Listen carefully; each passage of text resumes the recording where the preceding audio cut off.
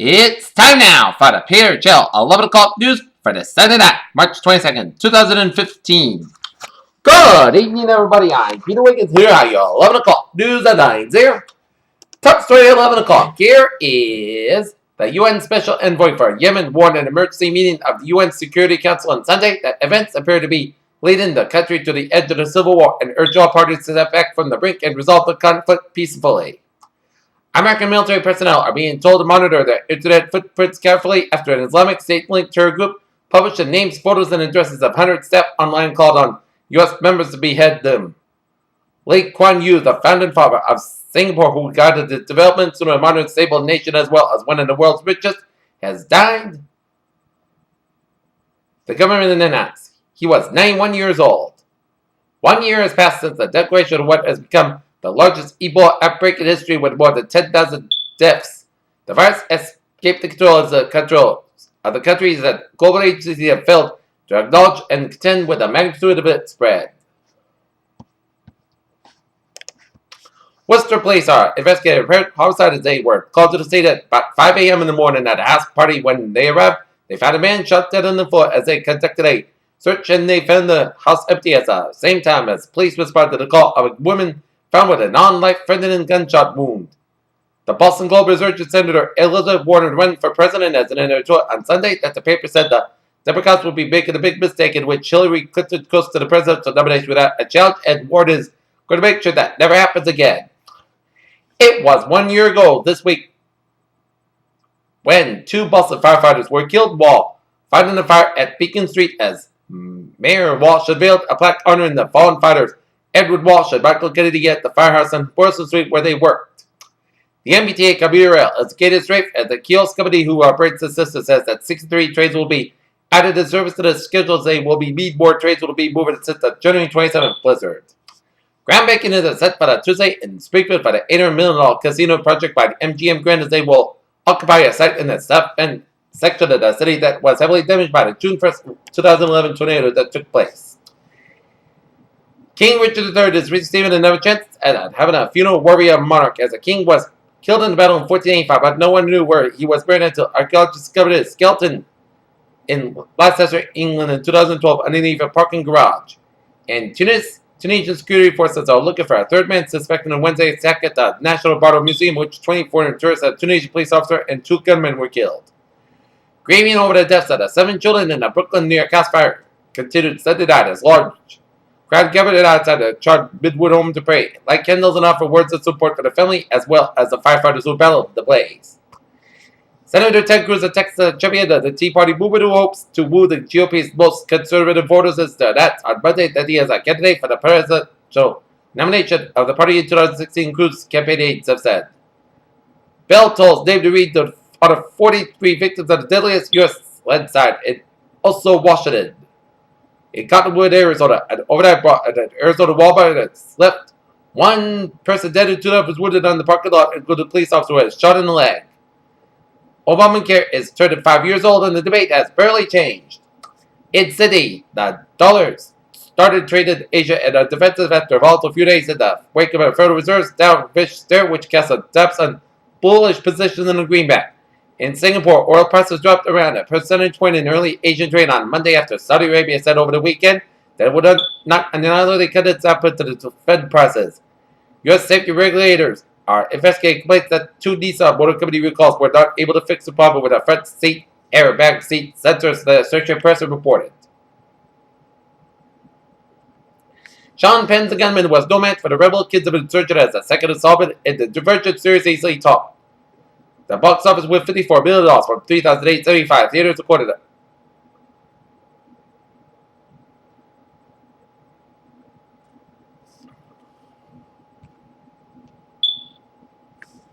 Just like the previous flu season this year's spring allergies may be severe according to the Centers for Disease Control and Prevention. In Washington, in the next 15 years, countries around the world will see a major increase in antibiotic use in livestock, with new study finds. News research suggests that a brief sleep can significantly improve retention of learned material and memory. And looking at the New England Express here at 11:04 here. And in Providence, Rhode Island, shots fired on Clem Street near the campus of Providence College. To the east of the campus, as police department investigating shots fired, calling an area and looking for a white SUV. And alarms New Hampshire had second alarm fire at house across from 412 Lovejoy Road as well involved house fire. Hyzat and MA en route to working coverage water spot being needed to step using an ice auger.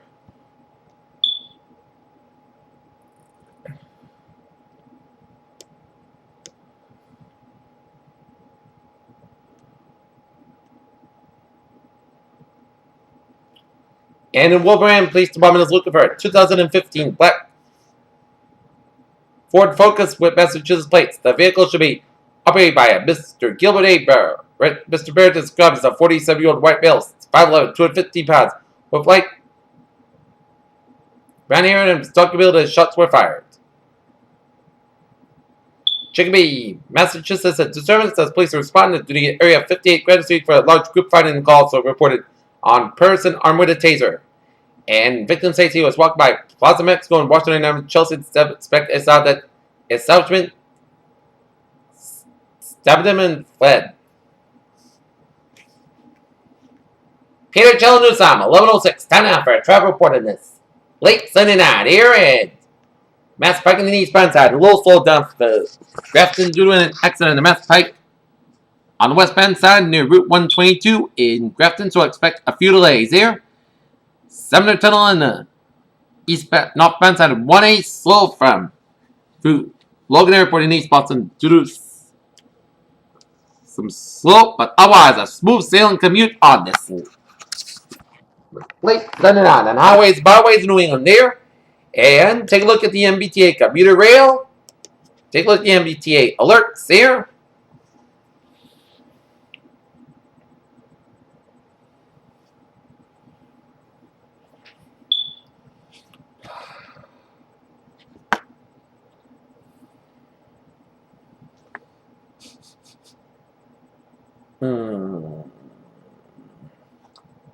Ferry services move on fine. And the subway and the commuter rail are looking smooth from here. Peter Channel News Time is now 11:07. Take a look at the weather report here. Our current conditions here in North Massachusetts at 11:07 p.m. 24 degrees on temperature with first skies. Humidity at 32%. Wind speed west about 9 miles per barometer, 3.09 inches. Super about 2 below. Visibility 10 miles. Wind chill about 40 degrees here. Current conditions by the region, it's 24 degrees. On temperature here in Boston, it's 20 out.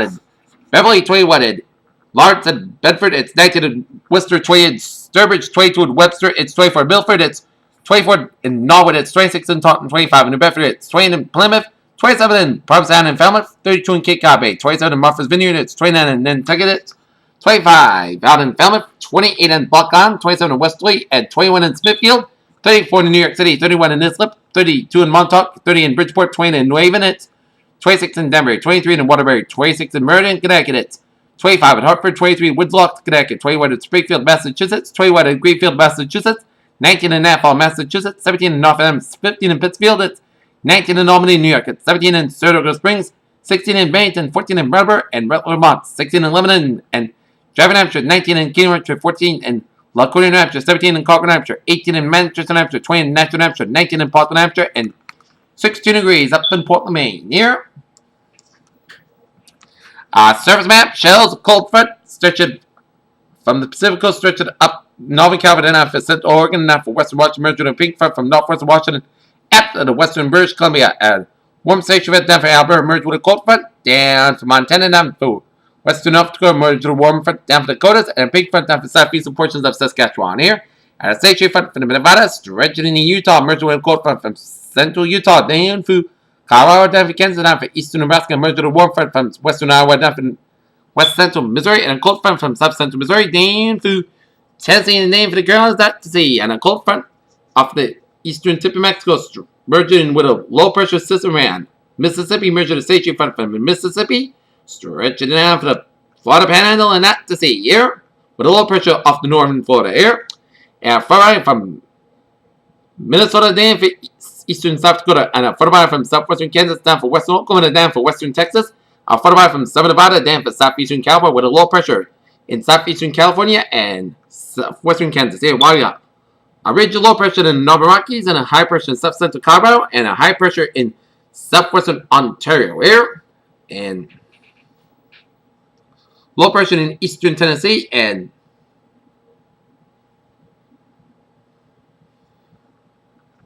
high pressure up in the northwestern Ontario, Canada. Here, 30 degrees out of Detroit, Michigan, and 30 in Pittsburgh, Pennsylvania. It's 50 out in Washington, D.C., 57 in Atlanta, Georgia. It's 78 in Miami, Florida, 67 in Brownsville, Texas, 63 in Dallas, Texas, 59 in Kansas City, Missouri, 63 in Omaha, Nebraska. It's 29 in Chicago and Minneapolis, St. Paul, 58 in Great Falls, Montana, 51 in Seattle, 62 in Los Angeles and San Francisco, and in Salt Lake City, Utah, 76 in Las Vegas, 84 in Phoenix, 70 out in Albuquerque, New Mexico, and 61 in Denver, Colorado. Here, okay, take a look at this. Radars around the country here, and it shows some spotty snow showers around east central portions of New Brunswick, the eastern portion of Nova Scotia, some snow showers in eastern Quebec here, and a line of rain showers and storms from Tennessee, stretching it down for Carolina, down for Georgia, down for eastern Alabama, and down for the northern portions of Florida here.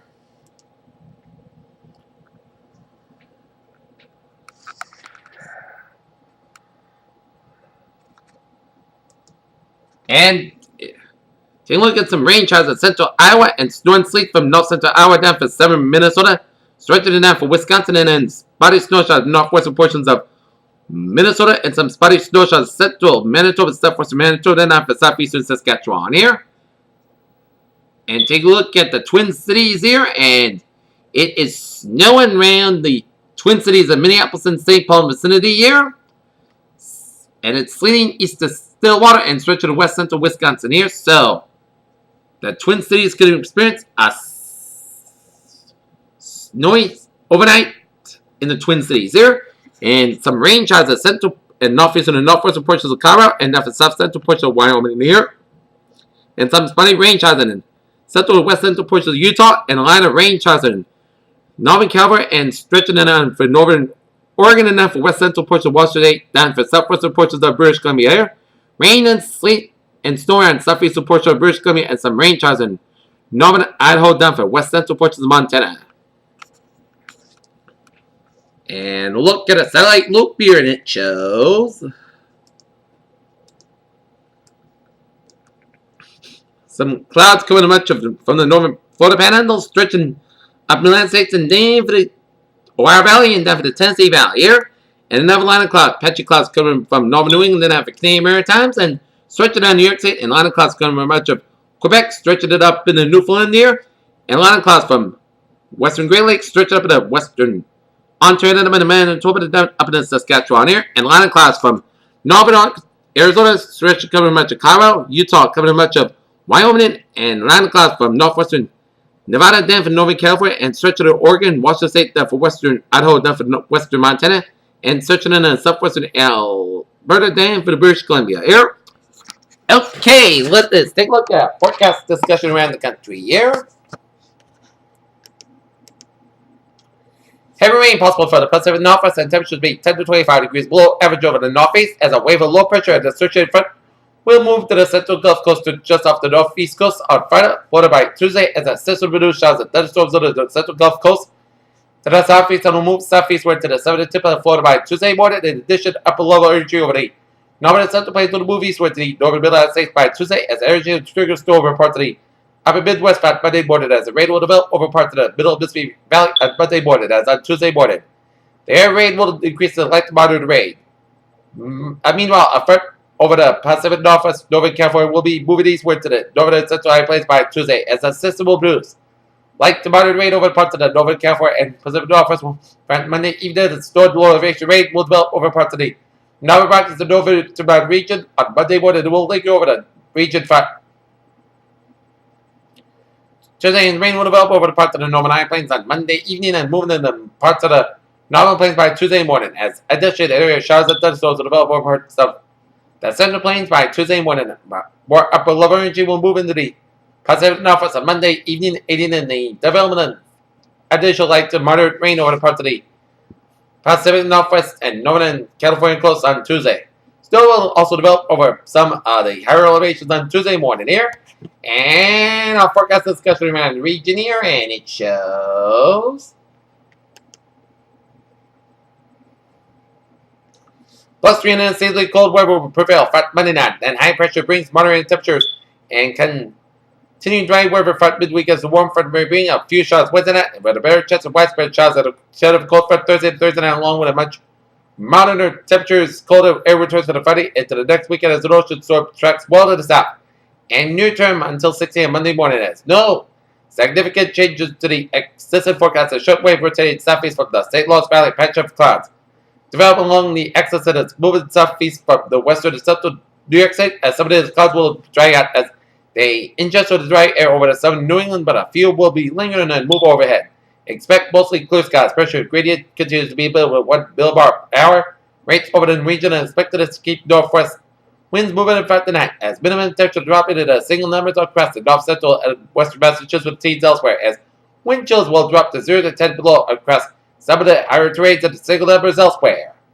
As we take a look at our weather notes here, peak wind gusts. Blue Hill, 51 miles per hour today. Rockport, 45 miles per hour. And Fairhaven, 44 miles per hour here. And moderate temperature started Tuesday. Expect average high about 48 degrees. So expect the temperature to be average. Close to average by about Wednesday. A little above average by about Thursday. And a little below average about Friday. Wind chill readings right now. Single digits to teens right now. And tomorrow, highs 20 to 35 degrees. Alright, 7-day forecast. It goes like this. Here for tonight, overnight, while you're sleeping in overnight hours of tonight, we're going to see some mostly clear skies, low about 40 degrees. West wind about 7 miles per hour. For Monday, sun skies about 33 degrees. Northwest wind about 8 to 13 miles per hour, 24 miles per hour. Monday night, mostly clear skies, low about 15 degrees. And northwest about 3 to 8 miles per hour. Tuesday, most sun skies have about 37 degrees. Northwest wind about 5 miles per hour coming in the morning here. Tonight, mostly clear skies, low about 22 degrees. Calm wind. Wednesday, sun skies about 47 degrees. Wednesday night, a chance of rain after 10 p.m. Cloud skies with a low end 37 degrees and chance of precipitation 30%. Thursday, rain likely cloud skies high about 58 degrees and chance of precipitation 70%. Thursday, a chance of rain, mostly cloud skies low about 38 degrees and chance of precipitation 50%. Friday, part sunny, mostly cloud skies high about 48, low about 29 degrees. Saturday, part sunny, part cloud skies high about 42, low about 26 degrees. And for Sunday, most of the sun skies high about 44 degrees. Here's what a phrase of the night. Clear and cold day in September tomorrow. Appears to have a good night with a good positive attitude. I'll be looking for you tomorrow morning with a morning report. Good night. See you tomorrow morning.